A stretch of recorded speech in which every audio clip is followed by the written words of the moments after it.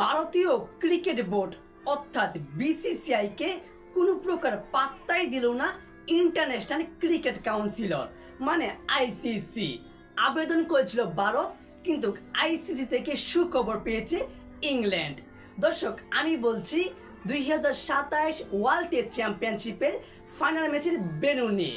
এই তো গত মাসে কিন্তু 2025 ওয়ার্ল্ড টেস্ট চ্যাম্পিয়নশিপের ফাইনাল ম্যাচ অনুষ্ঠিত হয়েছিল ইংল্যান্ডের মাটিতে, যেখানে অস্ট্রেলিয়াকে হারিয়ে প্রথমবারের মতো শিরোপা জয় করেছে সাউথ আফ্রিকা।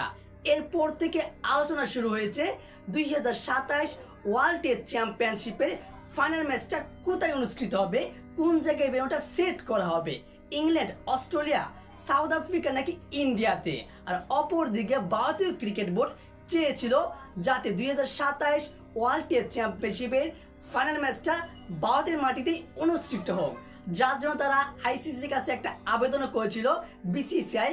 কিন্তু আইসিসি সেই ভারতীয় ক্রিকেট বোর্ডের কোনো আবেদনকে সাড়াই দেয়নি, উল্টো ভারতকে বাদ দিয়ে ইংল্যান্ড ক্রিকেট বোর্ডকে 2027 ওয়ার্ল্ড টেস্ট চ্যাম্পিয়নশিপের ফাইনাল ম্যাচের জন্য দায়িত্ব দিয়েছে, যাতে তাদের ঘরের মাঠে আবার অনুষ্ঠিত করতে পারে।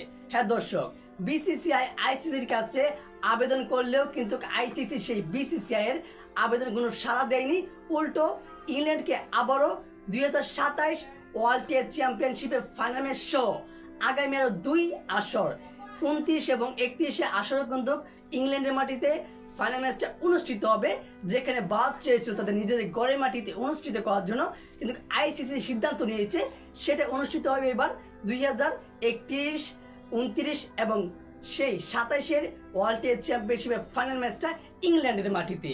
এবং কি এর আগে প্রথম 3 আসর যেখানে 21, 23 আর 25 ফাইনাল ম্যাচটা কিন্তু সেই ইংল্যান্ডের মাটিতে অনুষ্ঠিত হয়েছিল, যেখানে 2 বার ওয়ার্ল্ড টেস্ট চ্যাম্পিয়নশিপের ফাইনালে উঠেছিল ভারত, কিন্তু একবারও তারা শিরোপার জয়ের স্বাদ পায়নি। এইবার কিন্তু ভারতের কাছে একটা সুযোগ ছিল তাদের নিজেদের ঘরের মাঠে সেটা অনুষ্ঠিত হওয়ার জন্য, এবং তারা চেয়েছিল নিজেদের ঘরের মাঠে খেলার জন্য, কিন্তু সেটা আইসিসি দেয়নি, ইংল্যান্ডের হাতে দায়িত্বটা তুলে দিয়েছে। আর দর্শক, এই বিষয়ে আপনার গুরুত্বপূর্ণ মতামতটি জানিয়ে দিবেন কমেন্ট বক্সে। আর অবশ্যই ভিডিওটিতে লাইক দিয়ে চ্যানেলটি সাবস্ক্রাইব করে আমাদের পাশেই থাকবেন। ধন্যবাদ।